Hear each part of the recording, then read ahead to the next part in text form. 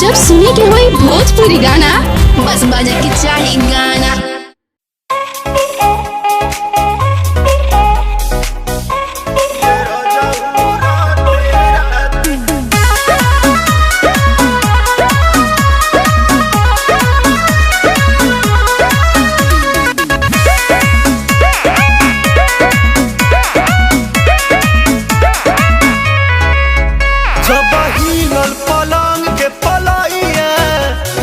जननी के चोर है सैया सैया जब हिलल पलंग के पलैया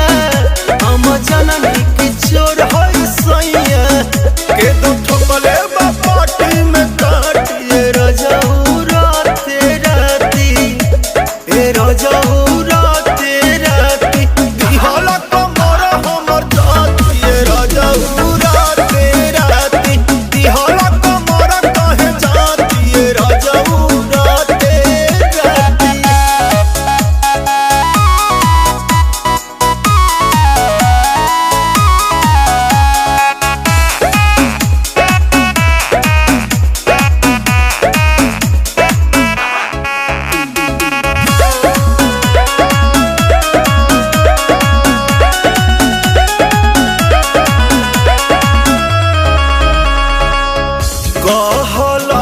कुछ ना छुअनी बाकी अब छुआइए दे लो काटी काटी दाते पूरा रात घुमाइए दे लो राजा जी कहला कि कुछ ना छुअनी बाकी अब छुआइए दे लो काटी काटी दाते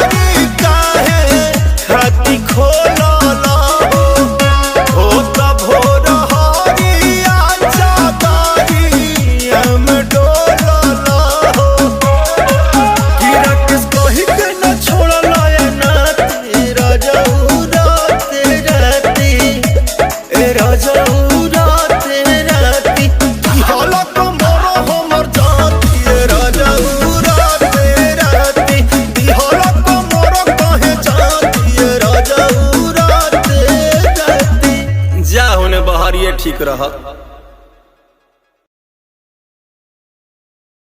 के दो ठोकले